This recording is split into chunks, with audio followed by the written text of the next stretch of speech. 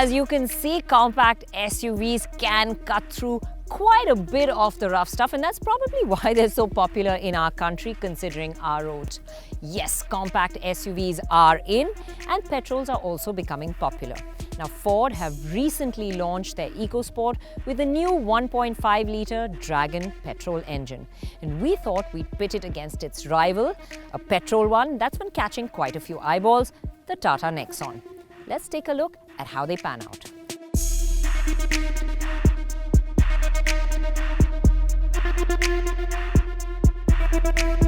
Both cars aim at the same segment of customers but are styled quite differently. The EcoSport takes the more traditional route with the squared-off stance, the tail-mounted spare wheel, and the facelift only adds more to the beefy front.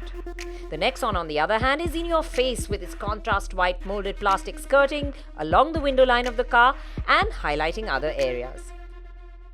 Its coupe-like styling makes it stand out, and yes, its squat stance, large wheels and massive wheel arches with the high ground clearance give it enough to fall into the compact SUV territory as well.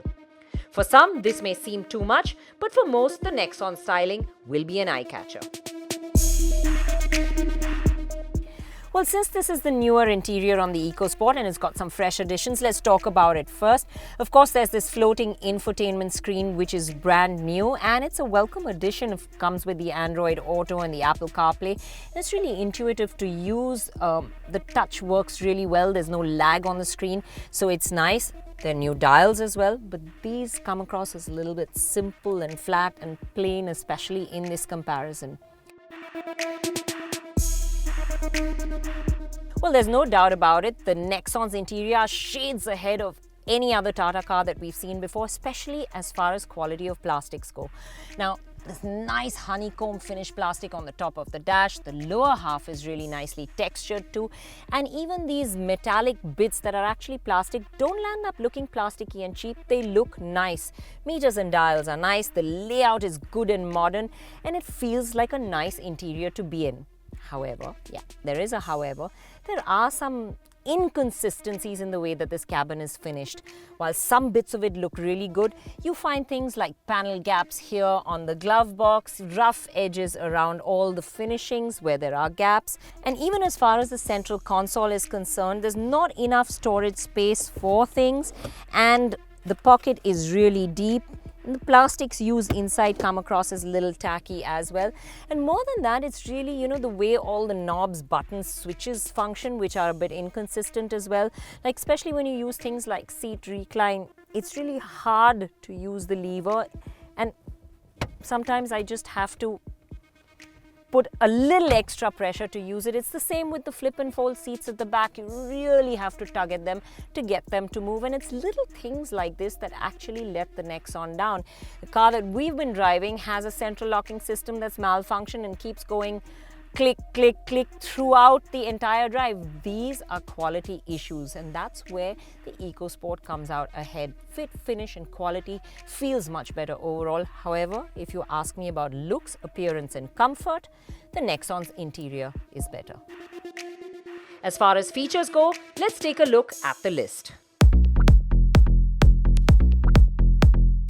Ford has reserved the top-end Titanium Plus variant for the petrol auto and diesel manual only. That means with the manual petrol version, you will be left wanting for a few of the top-end features like side and curtain airbags, electronic stability control, auto wipers and headlamps, which are understandable given the price difference. What is strange though is the omission of bits like a rear view camera, glove box illumination and flatbed folding rear seats. Of the two, the Nexon is the slightly better equipped with extra goodies like a park assist camera with dynamic guidelines, front fog lamps with cornering assist, rear air vents, umbrella holders with a drainage, fully flat folding rear seats and a cooled illuminated glove box. That apart, the EcoSport comes equipped with all the regular goodies. Ford's new Sync 3 infotainment system offers Apple CarPlay, Android Auto as well as the MirrorLink connectivity. The Nexon comes with Tata's Connect Next infotainment system by Harman, and it is clearly the better sounding unit. It only offers Android Auto, and at 6.5 inches the screen is small in size. It also lacks the response of the Ford unit.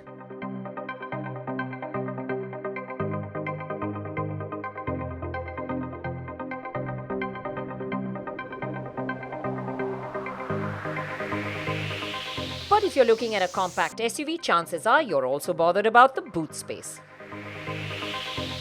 Both have reasonably sized boots and you can pack in quite a bit. Whilst the Nexon is 350 litres, the EcoSport's a little bit more with 352 litres. But the difference really comes in the way their seats flip down, fold, and when you want to open up more space. With the Nexon, it's really a struggle to get the seats to come down, and you can fold them into a 60-40 split and open up more room. However, Tata haven't given us the figures of how much it opens up. However, its seats fold flatter in comparison to the EcoSport, with the base being a flip unit too. On the other hand, the EcoSport has made it really easy now. It's a simple button that helps you flip down the seats and open up 1,178 litres of space when you want that extra room. Overall, it's a close match with the seats up, but the EcoSport has the advantage with the taller stance and opens up more room with the seats down. Now, when you view the Nexon from the outside, it might lead you to feel that this coupe-like roofline means not enough headroom in this back seat, but I have to say that it's clever engineering, the way it's been styled to make you feel like it looks like a coupe, but on the inside there's loads of headroom. I'm not tall, but even a tall person will be really comfortable back here. And as far as width goes and legroom goes, the Nexon is a clear winner. The EcoSport is powered by the brand new Dragon engine, which is a 1.5 litre naturally aspirated petrol. It produces 123 HP and 150 Nm of torque. And the Nexon has the 1.2 litre turbocharged engine with 110 HP and 170 Nm of torque. Out on the road, the engines feel quite different.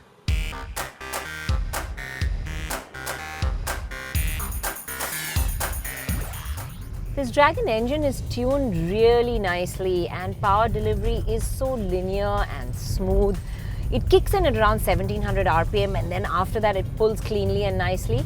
But even below that, it's not dead or flat, so you'll find cutting through city traffic or ambling around in daily conditions actually quite easy.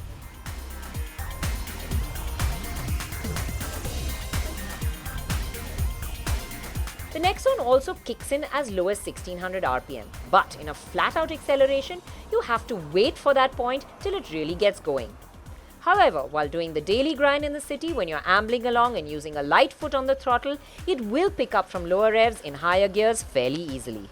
Then after about 2000 RPM, it pulls quite strongly with a good mid-range. The problem really lies in the fact that there's no consistency to the power delivery and it's quite jerky to drive. In Eco, it's the most jerky, it improves a bit in the city mode, and it's the sport mode that really feels the best.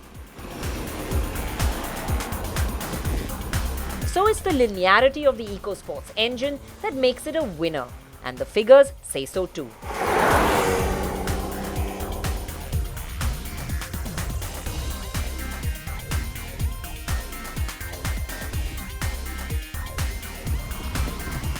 Now, when people buy petrol engines, they want refinement, and I have to say both cars do quite well on that front. But it is the EcoSport that has the slight edge and is the more silent engine. Surprisingly, where the odds begin to lean in the Nexon's favor are ride and handling. Now, it's surprising to say this, but as far as ride handling goes, it's the Nexon that actually feels the better one of the two. Fords are the ones that we really appreciate for their ride handling package. But in this case, even though the Ford is really good, the Nexon is better. It goes around the corners in a flatter, more composed manner with less body roll, and even the steering feels quick to respond and gives you a good connected feel. This isn't to say that the EcoSport's ride is bad. In fact, the new car is an improvement over the older one, but it still has a slightly harder edge to it when compared to the Nexon. Well, we've talked about how they look, how they feel, and how they drive. Now let's come down to hard facts and talk price.